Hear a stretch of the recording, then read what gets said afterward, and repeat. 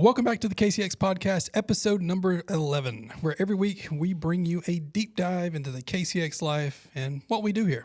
I'm Justin, and I've got Brandon here beside me, and we've changed things up this week. If you're watching on YouTube, we are one camera and not two camera. Un camera. Uno camera. Mm-hmm. Not two. Just want to change things up. We didn't have Bobby here, and he sort of runs the controls for us. Yeah, Bobby's a busy guy, but it's okay. Let us know if you think if you like one camera more or two. Let us know what you think. Yeah. So, I mean, if it's one camera is good, then it makes Bobby's life a lot easier. Yeah. Right. But yeah, this episode though, it's Thanksgiving week. Obviously lots of things to be thankful for. Yes. And, it's sort of one of those, I don't know, I wouldn't say like, super emotional, but you think about things, sometimes during this week.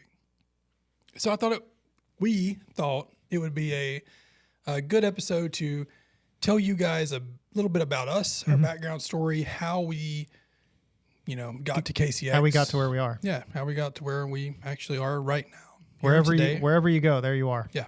So, but that's sort of what this episode is going to be about. Yeah. But before,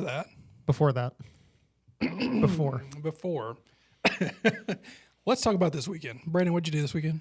We had some people over for Friendsgiving. Which actually we talked about Thanksgiving food last year, so we had Friendsgiving, and I feel bad. I forgot about last week, not last year. But is that what I said? Did I say last year? Last year. Yeah. I'm so sorry. Anyway, we talked about Thanksgiving food last week, and I forgot about some mashed potatoes that my wife does that are I love mashed potatoes. Awesome. They're so good. Tell me about them. They're brown butter and sage mashed potatoes. And sage. Crazy. Boil the potatoes in chicken stock with a bunch of herbs, and then then as you're mashing them, you mix in some like melted brown butter. Oh, very nice. And they're stupid. They're so good. I think I'm gonna have to try this now. Yeah, they're crazy. They'll probably make it on the Thanksgiving plate leftover episode. They'll probably be there. They'll make an appearance. That's a good one right there. Yeah, that's a starting 5 player. Yeah, that's a franchise player. Well, I detailed a car. I coded a car. Caleb, my mobile detailer, he actually detailed it, did most of the prep work as well. Teamwork makes a dream work. So he did it all on Friday while I was here. And then when I got home Friday night, we finished up correcting the paint the best we could. It was a hammered 392 V8, 2021 Wrangler. It's trailed like crazy. Yeah, as it should be. Yeah, as it should be. It's a Jeep. He just wanted it to be easier to clean, so he brought it to us to... Coatings are the way to do that. Oh, yeah, for sure. Bring the oxidation out, make it shine a little more, and then protect it. Yeah. Where it's easier for him to clean because he does clean all of his vehicles. Yeah. So, but... He's the same guy that's got like a Tesla and some other stuff. Yeah, so he's got Tesla, 3 Jeeps, 3500 Dodge. I think that's it, maybe for right now. Tesla's a weird one to throw in there. Anyway. It's because it's his commuter. He drives to Atlanta every day. But yeah, so we did that. Good. Finished that up yesterday. No, he picked it up yesterday. 24 hours, let it sit. How did that go? Everything went good? Everything went great. Good. We couldn't get all the scratches out. The Jeep's paint is just so hard. Is it? I didn't know that. I've never worked on one. Clear paint's just that clear on that is so hard. All of my stuff is Japanese cars, and I've kind of got the routine down for that. Yeah. But dealing with like other types of clear, I don't have much experience. I have some, but not much. Like the only way that you're going to be able to get all these out and to make it actually look very, very, very nice, pristine, like no scratches. Yeah. Sand the whole thing. Wet, sandy, wandy. The whole thing. And I'm like, I'm not doing that with this Jeep. It's not. That's fair. That'd be like a week later, 2 weeks later. Who knows? I don't do this full time. Caleb can't do it. So yeah, that would have been rough. But anyways. But yeah, he was happy. Looked great. Sounds like a fun weekend. It was a fun weekend. And then the rest of Sunday, I watched some football, and that's pretty much it. Yeah. So I didn't watch the game, but Tech lost on Saturday. I was really bummed. Tech did, and they're out. Yeah, and they're out of the running for ACC championship, which is a bummer. Ratings too. Because earlier this season, I was very certain they were going to take the ACC, which I was stoked about as a Tech fan. I thought so too, honestly. Like it was going to be close for sure. Well, Miami, but. We were up above Miami in that ranking for a minute, which was cool. For a quick minute, we were. Yeah. But what was also cool was Georgia Tech sold out the stadium for the Pitt game, and I don't think they've done that in years. They are a great team this year, and I think the Georgia game is going to be killer. It's going to be great. Oh, great game. So I'm excited for it, because out of the past years, this is probably the best year we have a chance at. Yeah. Last year was cool, like 8-9 overtimes. Mm-hmm. That was crazy. I was up till like crazy. 1 a.m. watching that game. It was crazy. We always have a rough time though with Tay. Yeah. So, anyways, but yeah, that was the weekend. That's what we did. Yep. It was pretty chill weekend. Pretty chill. Yeah, a little work for me, but whatever. Mm-hmm. I didn't do any work. I just had Thanksgiving food, and then we went Christmas shopping on Sunday and went and moved some furniture. Well, tell me about you, Brandon. We're going to talk about me? All right, guys. So this is Brandon Pope. Yep. I'll give you a little background. I've known Brandon now for a little over a year. Mm-hmm. I helped interview Brandon. Yes. 2 times. Mm-hmm. 3 times. Was it 3 times? 3 interviews. Man, I thought the third Y'all one... put me through the ringer, man. The third one was just a talk. It was just like... it was pretty chill. Yeah. Third one was good. But so that's Brandon for you. He came in... When I went into sales last year, he came in and took over my marketing. Mm-hmm. So, Brandon. How did I get here? How did you get here? Tell us about your story. So... Let's break it all down, man. Start from the beginning. Tell them any life event that really put you here today. So, I'm trying to think of how far back to go. I got a 2-year degree, 2-year college degree right after high school, and it was a business degree. Oh, time out. That's it? Like 2 years out of high school, that's where you're starting? What'd you do in high school, Brandon? What'd you do in high school? Not much. Did you went work to school, anywhere? Went home? No. You didn't work anywhere in high school? What were you into in high school? Not much, honestly. I'd go hang out with my friends, hobbies? Go hang out in their basement. Played basketball a little bit and played on a rec soccer league in high school, actually. Okay. Yeah. Me and my buddy's parents worked for some big soccer league. Yep. And they like scrounged enough people together, started a 18 and up rec league. So like we were like 18, 19, 20 at the time. And we had like people playing with us that were like in their 40s or 50s. It was really fun because no one really cared. We were all just kind of out there having fun. Having fun, yeah. Yeah. So that was super fun. So that was about it though. Other than that, we just kind of hung out at people's houses and played Mario Kart. All right, then Mario Kart it is. Yeah. All right. That was about it. Carry on 2 years. So I got that business degree. Worked a couple, like I worked at O'Reilly and then I worked at a classic car shop, or I worked at a classic car shop and then O'Reilly. When I was at O'Reilly, I came to the realization that I probably need a 4-year degree to like get a actual job. That sounds bad, but you know what I mean? Like this kind of job. So when you worked at the classic shop, were you working at O'Reilly or was this different times? No, this was before O'Reilly. Okay, I worked at the classic car shop for like 6 or 8 months, just as an apprentice mechanic. Were you then? 21, 22, somewhere right in there. Just curious. But that place was cool. A lot of cool cars in there. It was a really like high-end like resto shop. And they had mechanics in there that specialized in really weird stuff like old British and air-cooled Volkswagens and stuff. So I got to be around a lot of cool cars, which I was a car guy growing. That was the other thing I was always into was cars. But talking to you, that doesn't really need mentioning. But I should tell the people that, yes, I've always been a very big car guy.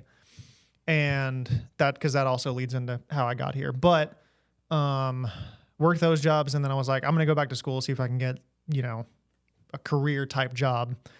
So I went back to school and got a public relations degree. And around the time I worked at the classic car shop, it was while I worked at the car shop, I bought my S2000 that y'all have heard me talk about. I had it for a couple of years. It was a 2003. I talked about it on the podcast with Grant Menard, actually. Yeah. It was an 03 S2000, and I had a 4Runner as my daily. I just wanted like a fun car, and I was making okay money, enough to buy that car, and I bought it, and I loved it to death. It was such a good car, and as a JDM like tuner car guy, I loved it. Loved that car to death. And detailing wise, I had it. I like put a hardtop in it, or put a hardtop on it, put some wheels, did some little tuning things here and there, because that was just what I was into. Was just tinkering with cars, making them cool, whatever, and foray into detailing was that car was at a shop getting some work done on it. I was trying to chase like an intake leak or something that was like, it was leaning out. It had really weird codes and AFRs and all kinds of tuning stuff it was running really weird. So it was at a shop getting some work done, and they had a big sign in the window. And this is legitimately how I got into detailing, was they had a big sign in the window that said paint correction and ceramic coating. And my 4Runner was different because I would like go out in the woods and take it camping and all the stuff. I didn't really care about how like it looking that good. Like I washed it and kept it kind of clean, but I didn't care about it to that degree. Yeah. So I had this S2000 and I was like, I love this car. I want it to be pristine and perfect and all that. But I hadn't really thought that through until I saw that. And I was like, maybe I should think about getting that done. And so I asked the guy, we started talking about it, and he kind of gave me some numbers on doing paint correction and ceramic coating and all this stuff. And I went home and I was like, I wonder if I could just learn how to do that, because that's how I do a lot of things, is I just wonder if I can learn how to do it. That's how I got into like brewing coffee and doing all kinds of other stuff. Yeah. So I was like, I wonder if I can learn how to do this. So I spent 6 months on the internet, basically just reading and watching YouTube about best practice and product and what each product does and all this stuff. And I just eventually just kind of fell into the rabbit hole and started ordering stuff. And then I'd go wash my car and try like this wheel cleaner out or this tire shine and stuff like that. And it just spiraled into something that I love and is very near and dear to me, detailing cars. Yeah. So got into that, was into that for a long time, had all the stuff in my garage when we were renting a house where I had the garage, wanted to wash my cars, all that kind of stuff. And it was like this hobby that I had in my head gotten really good at and really, really liked doing, just the process of it. And aside from all that, I was in school, and then I graduated from when I went back to school with my 4-year degree, graduated from there and immediately started looking for PR and marketing jobs, because that's just what seemed fun to me. And the job world was communications and stuff like that. I always thought that was really interesting. And the car guy and detailing guy part of me, I always wanted to work around cars in some capacity because that's what I was always into. And a little part of me had been like, this is just so, I tried to work at this car shop and it literally just dead ended. And I was like, in my head, I was like, working around cars is just too niche. I should probably just widen my search. I can't hold out for something that I want that bad, or I'll just, at the time I was like, I just need to settle for a job basically. Yeah. And literally 8 p.m. one night after work, after dinner, scrolling LinkedIn, sending out applications. And across my LinkedIn comes Koch Chemie. And I had known Koch Chemie because I had been into detailing, and I, had learned about all these products and all these companies. And you're just in that space. You just know the name. And it had been talked about very highly and all this stuff. And I was like, oh my God, this company makes detailing stuff. Apply. I hit that question. I hit that apply button. It didn't even register. I read like half the job description. I don't even remember what half of it said. I just hit apply because I knew what the company was, and it was something it was an industry that I loved so much. Let me get in the door. Yeah. I was like, that would be so cool if I got to work. A lot of people say don't make your hobby your job. I don't believe that. Yeah.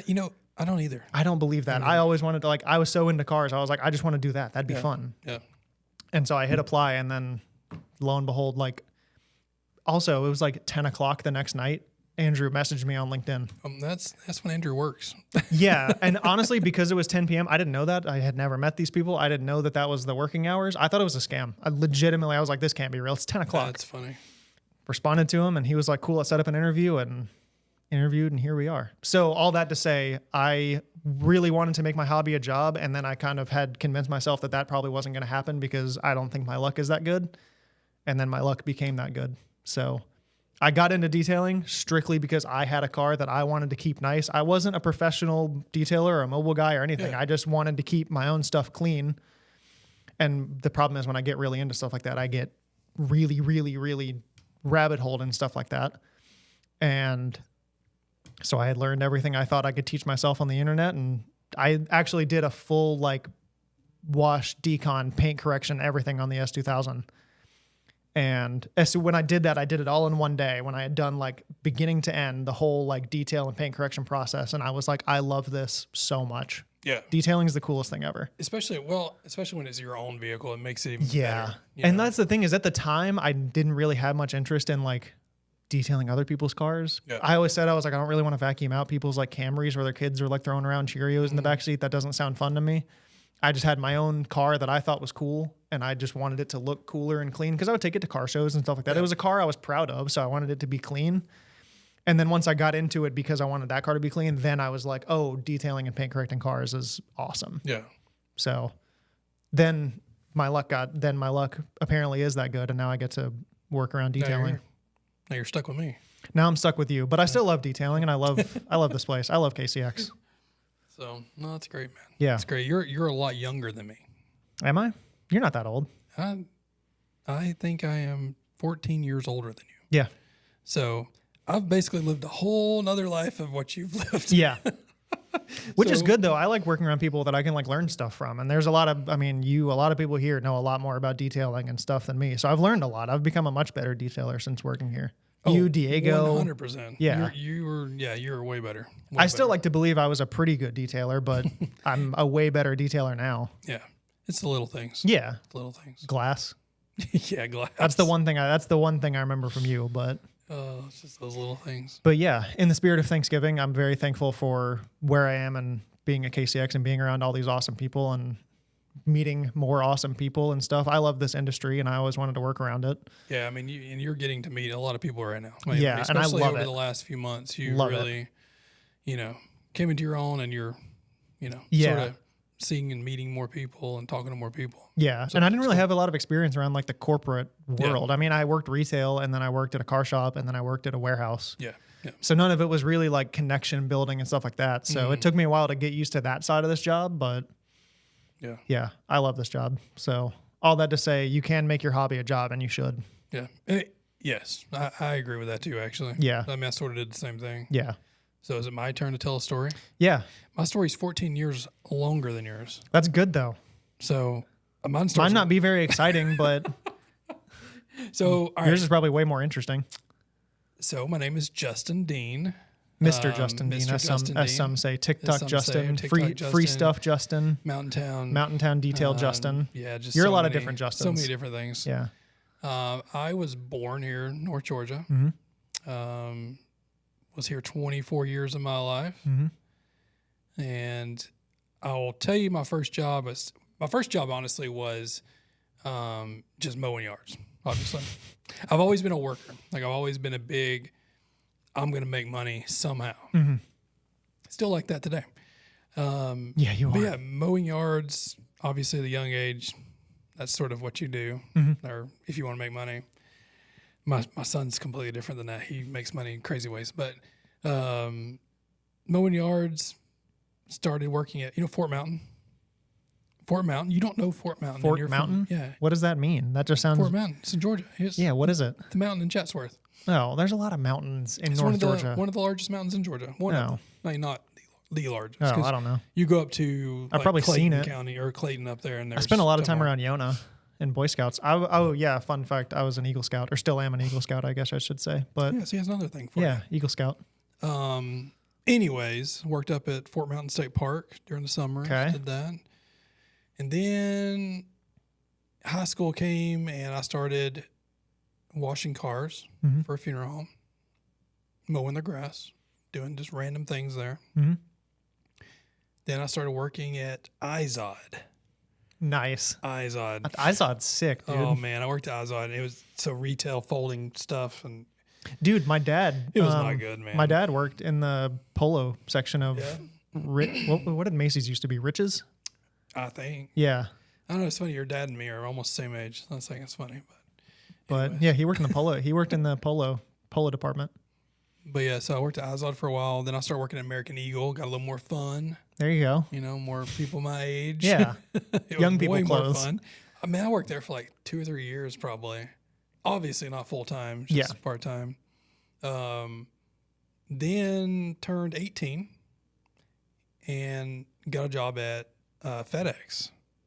Good old FedEx. Working the docks at FedEx. Worked the night shift. So I was there from typically like 6 to 11-ish, sometimes later. It's crazy. Just really depends. But I did that for while going to college. I'd go to school, then go to FedEx at night. Mm-hmm. Did that for 3 years because you can't drive till you're 21. 21 comes around, got my first driving job, part-time pickup driver. I ran a drop box route. I think that was my first route, was a drop box route. And basically what I did was I just drove around and picked up all these different little drop box locations. That's all I did. And then I got into a more bigger unit job where I stayed in 2 locations, carpet locations, and picked up mass bulk shipments for hours at a time. Then, still at FedEx, obviously, got my first full-time gig in Ellijay, Georgia, which is funny. More to that later. So Ellijay, Georgia, got my first full-time gig, and then I sort of got bored. I'm getting bored of FedEx. Mm-hmm. I'm about 6 years in now. I've done everything from the bottom all the way up to now driver. Mm-hmm. I said, I want to do management. Now, I'm only 23 at this time. I'm young. Management over Fortune 500 company employees. Are they going to take me seriously? Probably not, but I did it. And I had a really big will and want, and I knew what I was doing. I've done so much already. So went into getting all these management classes done, and like basically back then they would send you to Memphis for like weeks, and you would just go through trainings. It's a little different now, but met a guy there who was from Calhoun, which is just down the road from basically where I lived and from. We sort of became friends. He became a manager, or he took a management job out in Jackson Hole, Wyoming. And about a year later, he started trying to get me to leave Georgia and go to Wyoming.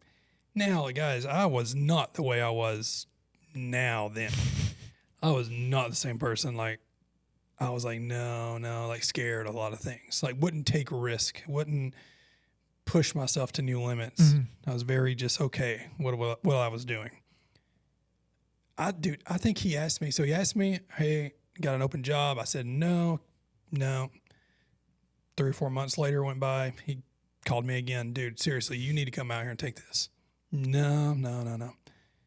And did it again. 9 months. This is 9 months now from when he originally asked. 9 months later, he goes, I'm not going to ask you again, but if you don't do it, it's going to hurt you in the future. I think this is what you should be doing. You need to come try it. If you don't like it, go home. But just try it. See what you can do. See how you grow. And so I said, okay, well, went home that night. Told my mom and dad, hey, I'm moving to Jackson Hole, Wyoming next month. And they're like, laughed. They laughed. Said, no, you're not. What are you talking about? I just signed a contract saying that I will be in Jackson Hole, Wyoming in 30 days. 30 days out, man. 30 days out, changed my life, changed it forever, to be honest. Moved out to Jackson Hole, Wyoming 30 days later. This is like August of, 2012. Yeah, something like that. Best move ever. So not only career-wise and just self-building, like, just self-building, I guess. But just so many good things. My family, like I met my wife in Jackson Hole. I didn't know that. Take that back. She's Canadian, but I met her while I was in Jackson Hole. Yeah, I didn't know that. That's cool. So met her there. We got married in Jackson Hole. I was in Jackson Hole for about 2 years. It went really quick. I learned a lot. A lot of things happened. A lot of scenarios happened. A lot of stuff where I had to think quick and have solutions and resolutions and build myself, as basically an employee of FedEx, and build my self-awareness of what I'm doing and just learning things. Did that, though, started applying for management jobs again, because before, when I was so young, when I was 23, I had applied for them, but I just couldn't ever get any. Yeah. I just was too young. I did the same thing at O'Reilly. There was like one job that I always pined for, and they never did. Actually, they did offer me that job one time, and they made me an awful offer, but we won't get into that. But yeah, so I finally started applying for management jobs. The first 3 I interviewed for, I actually got interviews for these. Got interviews, super pumped. I was ready, Didn't get any of them. I was a nervous wreck in every one of these things. Oh, yeah, that's just how interviews go. Yeah, actually, KCX was the only, when I was looking for jobs out of college, was the only people or company that actually responded and interviewed me.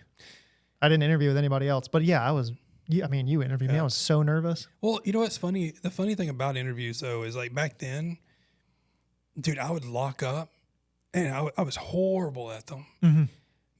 But it all comes with experience and change, and, just life experience is growth. That's what it is. So first 3 said no. And I'm talking North Carolina, Chattanooga, Tennessee, Salt Lake City. No. Even threw in Hawaii in there, Honolulu. That would have been sick. That one I got talked out of. I could have got that one. That would have been sick. It would have been. Go live in Hawaii? I would have probably been ran over, honestly, to be honest. I was young, culture, It's just, I think me being so young in that culture, I don't know if I'd have done good. Yeah. At the moment. I'm not thinking of that part. I'm just thinking about living in Hawaii. It would be cool. Yeah. Fun to live. Aside from work, living in Hawaii would have been sick. So we moved up to Bellingham, Washington. Mm-hmm. I got my first management job up there. I managed the San Juan Islands. So I managed all the islands over there in the Sound and then Bellingham area. Mm-hmm. So I went all the way up to the Canadian border. Mm-hmm. And then we actually went into Canada over into this little small postage stamp city that is actually through Canada. You can't get to it from the States. You have to go through Canada to drive to it. And that's sort of where we went. But that was a cool little area. Yeah. It was interesting because we had to go into Canada every day and do customs and all that. That's cool. All the stuff. And then we did the San Juan Islands, which we had people housed on the island. So it's not like we had to fly the product over or the packages and then they'd offload it and deliver it. Mm-hmm. So I got to fly over to the San Juans like every week. We did that. I was new, obviously. The employees ran all over me. Like I figured they probably would. Mm-hmm. Did I know what I was doing? No. Yeah. Not management-wise. Did I know the job? Yes, 100%. Mm-hmm. Did I know how to do everything that I was doing? Yeah. You just got to fill those shoes. But the management role of leading a team was the hard part. And that's growth and learning it and getting knocked down all the time, because you don't really know what you're doing. Yeah. And that's life, right? Yeah. That kind of happened to me. I was at O'Reilly. I was a assistant store manager, which if you know me at all, I'm not very confrontational. So I don't do very well if something like didn't get done at O'Reilly. I wasn't the guy to make a big deal out of it or yell at someone. I'm not going to do that. That's just not how that's just not how I operate. So I get it. Yeah. So I think I was actually in Bellingham the longest. I think right at 4 years in Bellingham. And I went from a dual manager location, so 2 managers. I think we had around 60 to 70 employees there. I was the PM manager at the time when I first got there. And then about a year and a half in, 2 years in, my co-manager, he transferred to a different state. And I remember telling my senior manager, let me do this by myself. I want to if I fail, hire somebody else. But let me try to do it myself. Yeah. I need it. I want it. Mm-hmm. Let me show you I can do it. Because that's just my personality. I want to, anything I ever get, I want to show you what I can do with it. Mm-hmm. That's just sort of what I do. If I fail, cool. Well, I failed. I understand that. So did that, and growth of that right there of taking on the team as 25 years old, and really standing up to these guys who had been basically bullying me, as a manager is really what they were doing. I mean, these guys are 40 years older than me, some of them, and been around the company for 30 plus years. They've seen 100 managers. Mm-hmm. I'm just one of them. Yeah.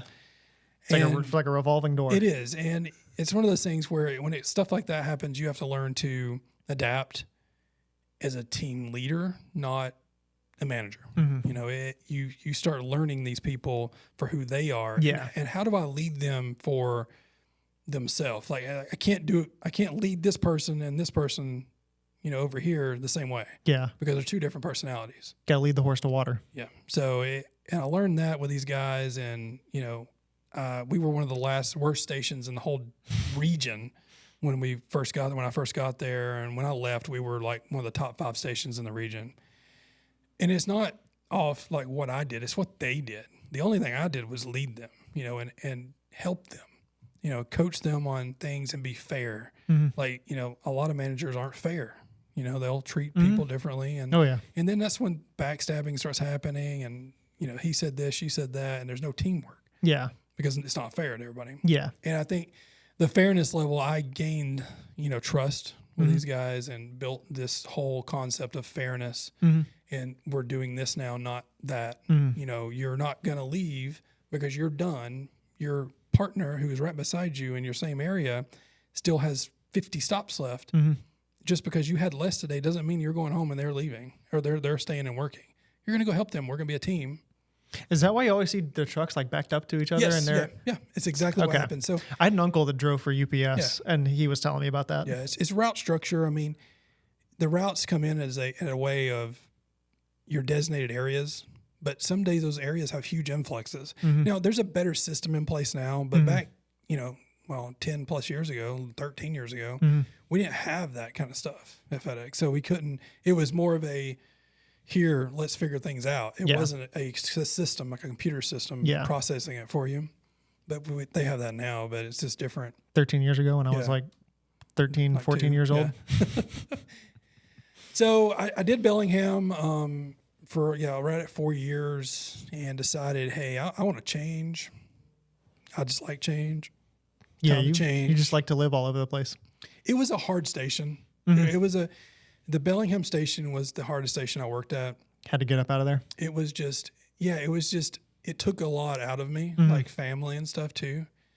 It helped me in business and mindset that way and growth. It didn't help my relationship with my wife and my son because we had my son at the time. He was a newborn. It was just hard. Nice. So, because if you work at FedEx, it takes a lot out of you and it's a lot of demanding hours. Like there and not there, you're sort of on the clock always. Yeah.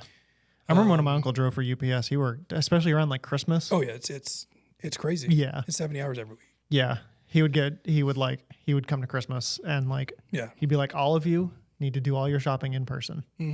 He's like, do not make me deliver all your Amazon packages. That's the way it is. But then after that, I transferred to Bend, Oregon. Thought I was going to love it there, man. Like beautiful. The Oregon coast is beautiful. We're an hour and a half away. Yeah. I want to go. I want to go to the Pacific Northwest. I've never been up there. Nice. And I didn't love it. Like it was fun. Yeah. Made a lot of great connections, made a lot of great friends. Still see those friends now. And I live across the country. But it just wasn't the best. That's fair. It was a stepping stone for my path of what I needed to do to be who I am today. Yeah. But that's sort of all it was. Yeah. And that's the way it's the butterfly effect. Yeah, it's everything in life is the way it is. That was just part of my plan. That's where I should have been and what I was supposed to do. I did the same thing there. I grew that station and made it 10 times better than what it was the day I got there. But that's just because I care and I work at it. And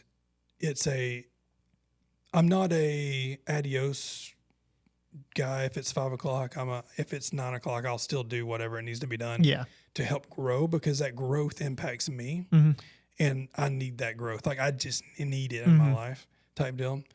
But anyways, so we're in Bend for a couple of years. Lots of crazy things happened in Bend. Christmas, the week before Christmas, or week of Christmas actually, one year, heavy snowfall. The driver, tons of pack. I mean, just tons. Yeah, it's the week of Christmas. Drivers just left the warehouse and went back into my office. I was in there for maybe 7 minutes. Like I remember it to the T what happened. And I hear this like boom and whoosh. And one of my customer service agents, who basically the ladies or guys that work the front counters at FedEx facilities, that's what you call those guys, comes running in. The roof just collapsed.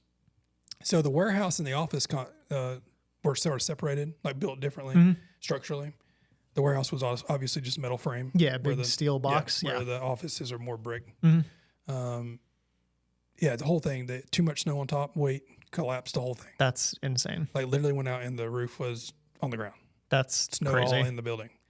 Luckily, there was only one person in the warehouse at the moment who was a mechanic, and he was fine. He has a big roll-up door right at his office. He just jumped out. So it was just like, boom, jumped out. That was it. So luckily nobody was hurt, but that moment in my life is a huge turning point because it's time to make decisions. You got to make decisions rapidly fast. I mean, unless you just want to fail and not succeed in what you're trying to do and let all these customers down because of packages and, all that kind of stuff. Make a decision. We made a decision. Like a fight or flight kind of thing? Yeah, I mean, basically, what are we doing now? If we don't have a plan, we're toast at the end of the day. So got a plan together, we moved all operations over to another building. And I worked something out with them where we could go in like after hours. Mm-hmm. And this is what we did for like a couple weeks till we found another temporary building. But that was a huge turning point in my like FedEx life type deal. It made me better. Mm-hmm. Doesn't mean that I liked it in Bend anymore still, but it was a good, Yeah. life Gotta do what you gotta do. experience Yeah. and change and help me grow. But anyways, it was in Bend for a few years. It was time to get out of there. My wife was really missing her family. So we were like, well, let's try to get up to Montana because her family's only a few hours from Montana. So that way she can get there, see them, and, everybody can be happy, family can be happy, all that good stuff. So started talking to the senior manager in Bozeman, Montana, about a year before that. And I said, if anything ever opens up, let me know. Mm-hmm. He called me up almost a year later and said, hey, I got one opening up. You want it? And I said, I do. Yeah. Yes. I'll be there. Yes, I want it. So we transferred to Bozeman, Montana, and started managing the station there in Montana. Amazing. Honestly, Montana is just, I loved Wyoming. Mm-hmm. I liked Bellingham. I liked Oregon. Mm-hmm. It just wasn't really for me. I still liked it. Yeah. But man, I loved Wyoming. And that was hard for me to say that I love Bozeman and Montana way more. Mm-hmm. But got there and it opened up a lot of stuff for me because what it did, since I had so much experience already with the world of FedEx and managing, I was very comfortable, like doing what I was doing. And I went in, there's nobody's telling me, this is not what we're doing, or no, this is what it is. And I mean, it's day one. This is how we're doing things. This is what we're doing. Mm-hmm. Sorry if you don't like it, but this is it. Did that. Everything was flowing great. So I was able to dabble in more things. So I started t-shirt businesses. Started one, is all Disney themed stuff. You've shown me some pictures of that. Oh, you know what? No, I take that back. The first Disney, I forgot about this. The first Disney one was actually in Bend. We actually started that in Bend because I flew to Disneyland all the time from Bend. Big Disney guy. Yeah. That's the luck of working for FedEx. You get super cheap flights, like $30 to fly. Wow. So- what? How does that relate to flights? FedEx is in part of the airline industry.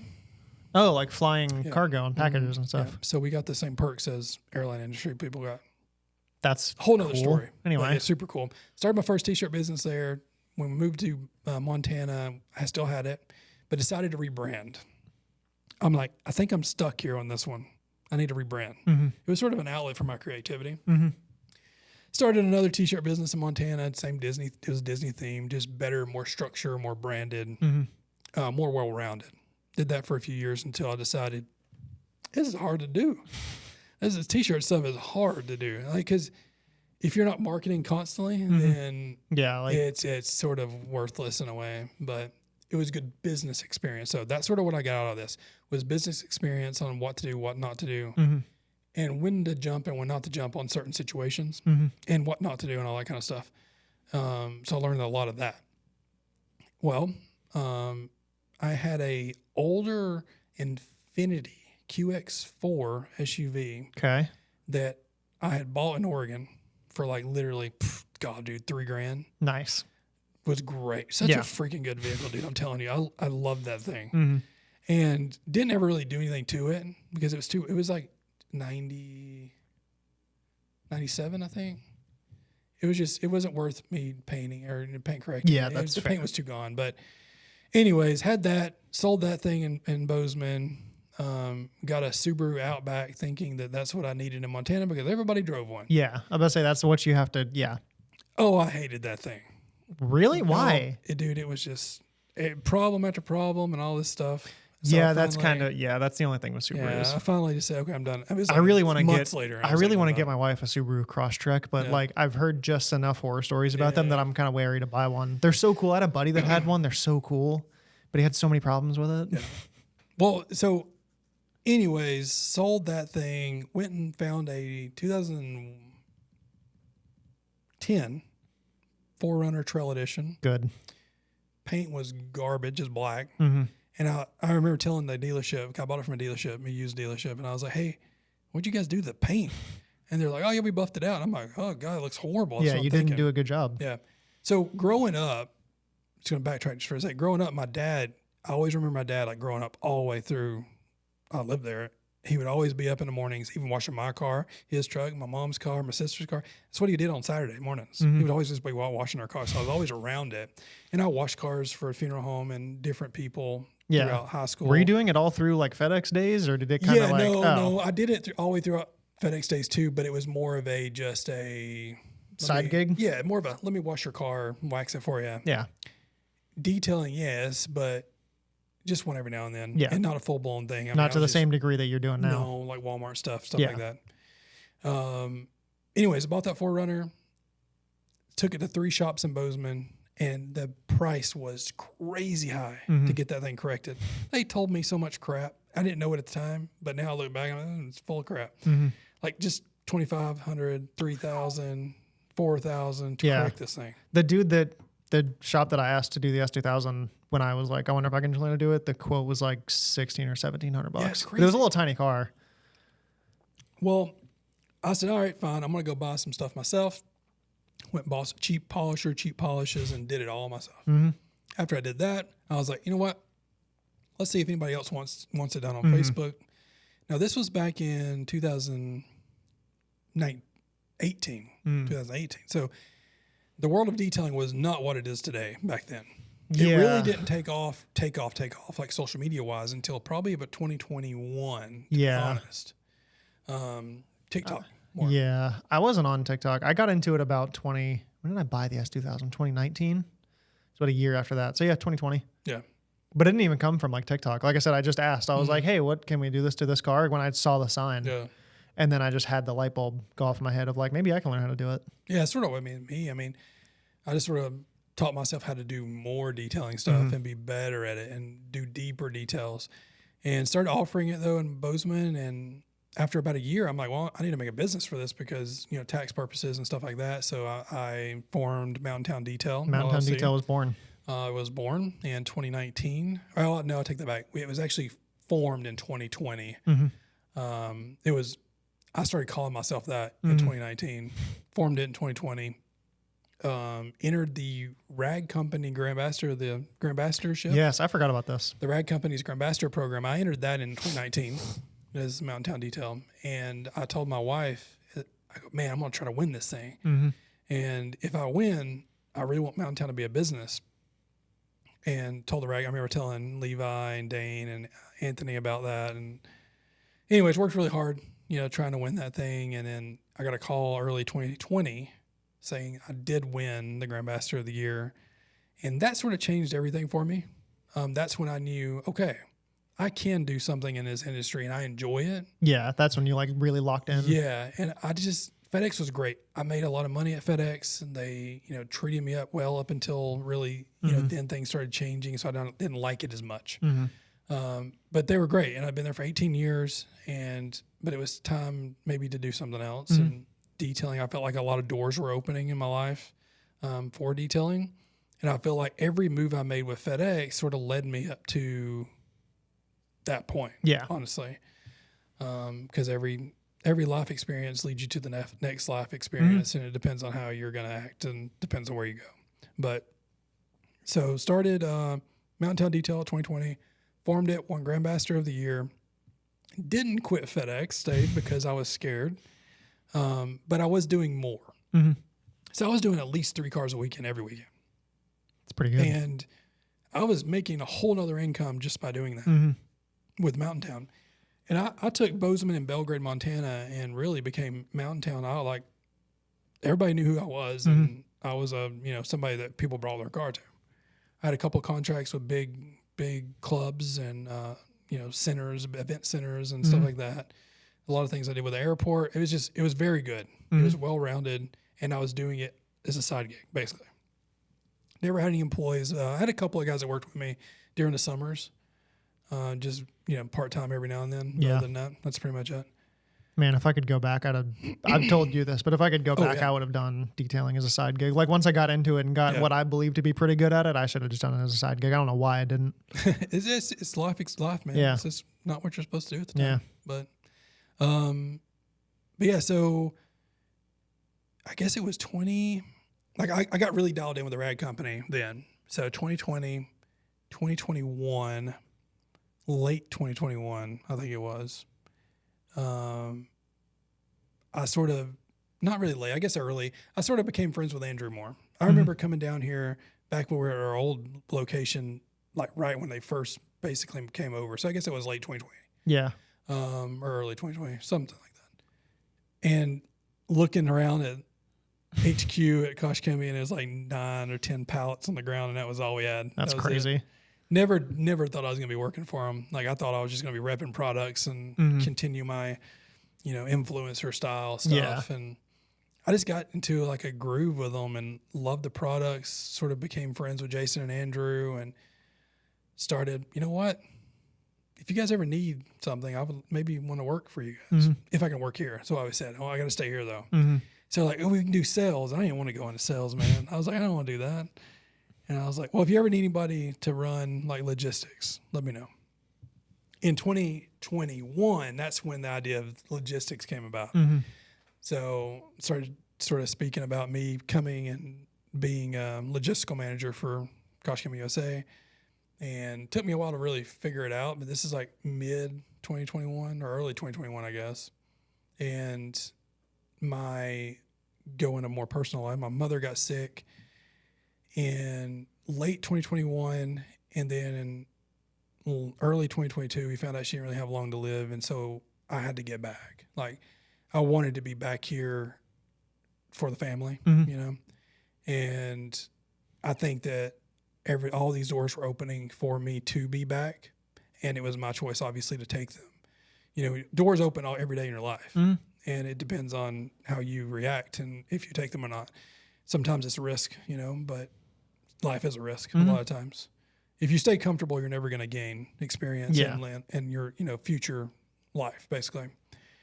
And those same doors will open multiple times in different ways. You just don't really realize it until you actually do it. Anyways, my mom came back home for her. She passed in early 2022, and I moved here like a month or two after that and started my journey with KCX.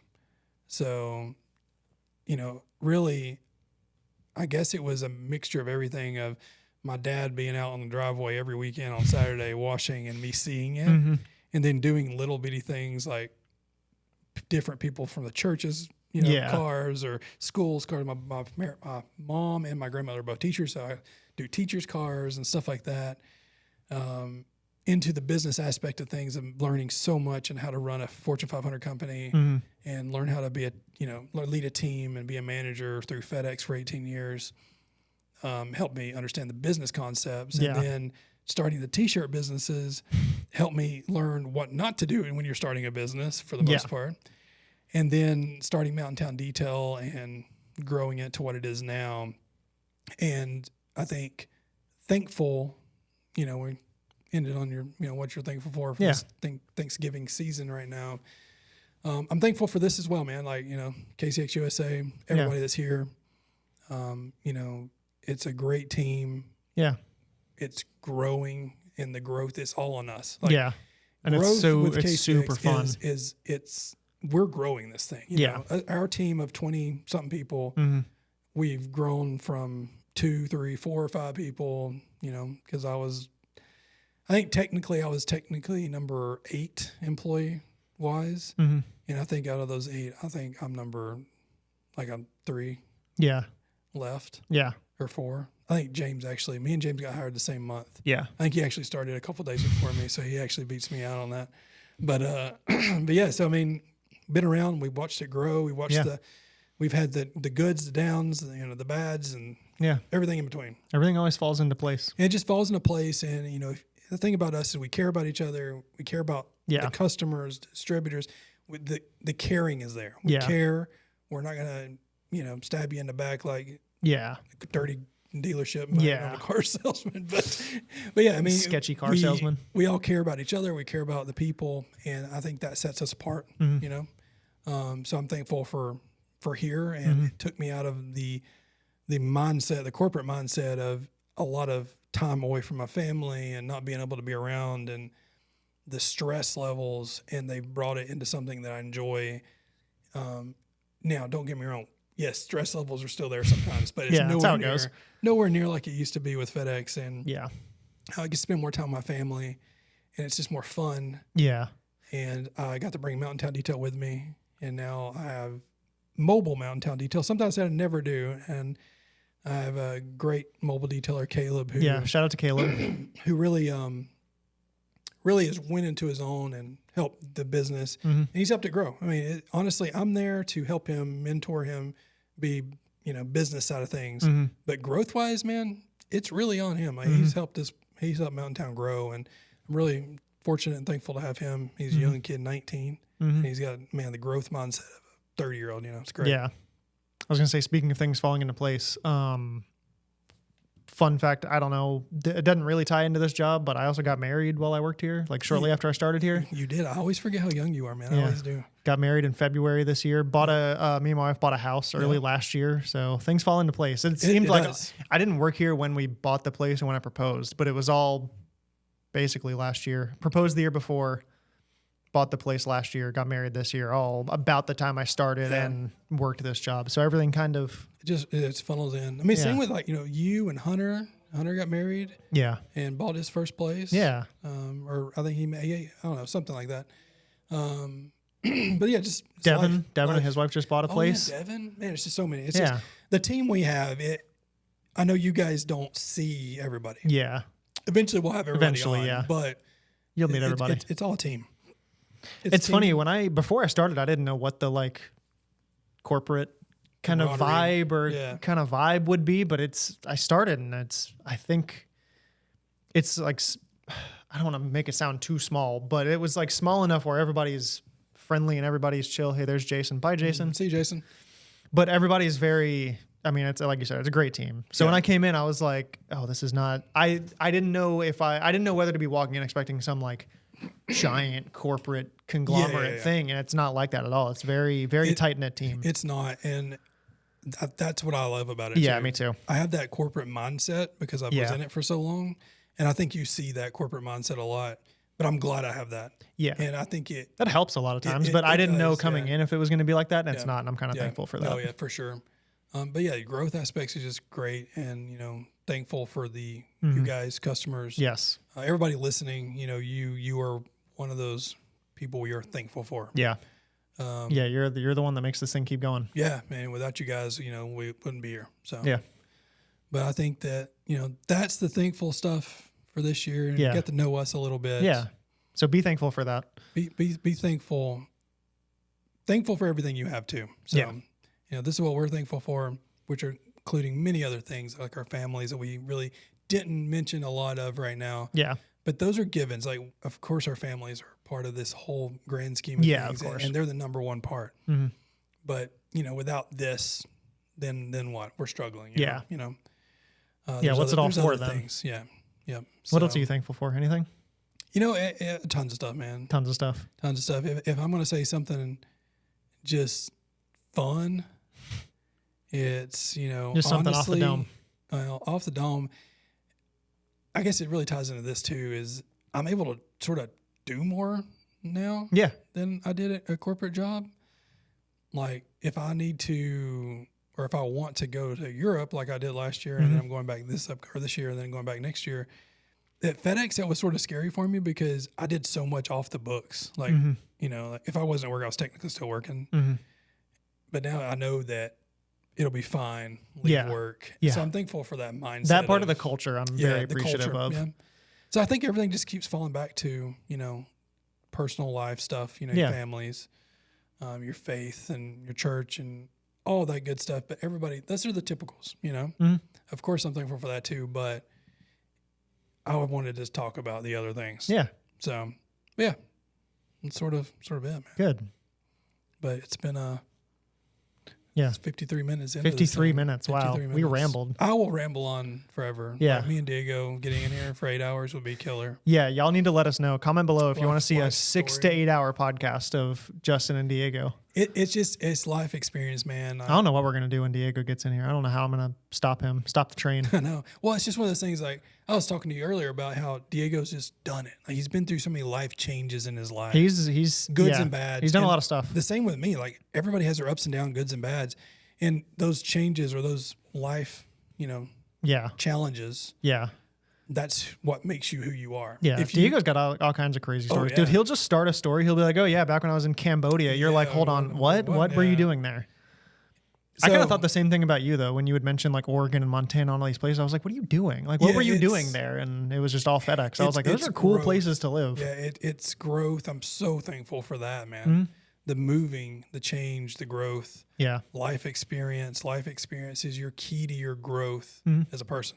I 100% believe in that, and that's what it is. My kids have had a ton of life experience, and they're like 10 and under. I mean, but they've been through and went through so much already. I know they've grown through that, even though they're kids. But their personalities are from these different changes we've done. And that's what I would say to any of you guys. Like I said earlier, a little bit, life experience. I'm telling you, if you're sitting out there going, man, I really want to detail full time. I think I can. Just send it. Just send it. Yeah. Just do it. Like, believe in yourself. Have faith in yourself that you can do it. If you need help, reach out to people. Reach out to us. Yeah. Reach out to anybody to help. We're all there. Yeah. And just go. Do it. That. Yeah. You're honestly, you're never going to know unless you do it. DM the Koch Chemie USA page. That's usually me that's responding to that. So, hi, how you doing? Yeah. And then Brendan, if he needs us, he'll reach out to one of us and then we'll take over and, whatever. We do it all the time. But if you're on a wall about a life change or a life experience and you just don't know, you're scared to do it. Usually that's a door opening for you that one door may not be the best door. It might take you down a rough road, but guess what that rough road is? That's growth and life experience that will lead you onto that next door. And that door, when you open it, it's sunshine and rainbows and you're ready to walk right on through a better person than you were before. Yeah. So it's like Monsters Inc. with all the doors. That is my drop mic key to this. Yeah. Drop that mic. Do it. Oh. No, I can't. That's too. Yeah, we can't. These aren't our mics. Actually, we shouldn't drop these. We shouldn't do that. But anyways, that's the Thanksgiving episode. Yeah. Stay tuned next week as we talk about food. Yes. We're gonna do it. So here's what we're gonna do. We're gonna bring in our Thanksgiving leftover plates, and we're gonna rank. We're gonna rank them on the show. We're gonna rank them on the show. So make sure you subscribe to YouTube where you can watch that. Yeah. Listen to it on Spotify. Subscribe, Apple Podcast, TikTok, everywhere, Instagram. Everything. Yeah, just search. Find us. Just search Koch Chemie USA or KCX USA wherever you are. We're probably there. Yeah, except for Twitter, we're not there. No Twitter, no. But Twitter. everywhere else, we're there. Yeah, LinkedIn even. So LinkedIn. Follow us on everything, and we'll be right there by your side. Yeah. So we're gonna get out of here. We are gonna get out of here. All right. Anything else you're thankful for? You wanted to run through? My throat is getting really dry. That bang's not fixing your throat. No, it's not. It's making it worse, probably. Oh man, it's unfortunate. But yeah, so you guys have a great Thanksgiving. Yes. We're thankful for you guys. Be thankful for everything that you have. If you're in a rough time, just keep pushing through, because remember, it's growth and you're learning, and it's a life experience. The next door will open to greener pastures. Just believe in yourself and you can do it. Yeah. Just keep swimming. Keep swimming. Yep. So happy Thanksgiving, guys. Yeah. We'll see you guys next week on episode 12. And until then, we'll catch you guys then. See you guys.